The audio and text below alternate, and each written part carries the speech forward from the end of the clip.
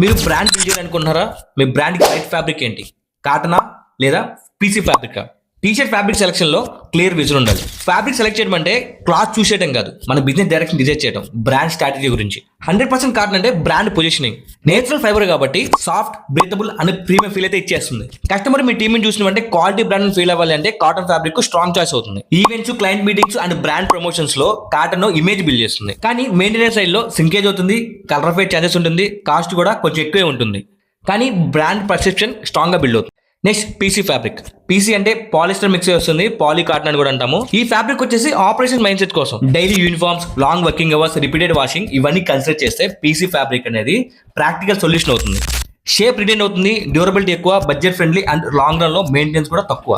Pure cotton లాగా premium softness ఉండకపోయినా performance కన్సిస్టెన్సీలో PC fabric strong గా ఉంటుంది. So decision simple, brand image premium గా పొజిషన్ చేయాలంటే కాటన్ ఫ్యాబ్రిక్, బిజినెస్ ఆపరేషన్స్ ని స్మూత్ గా రన్ చేయాలి అంటే పీసీ ఫ్యాబ్రిక్.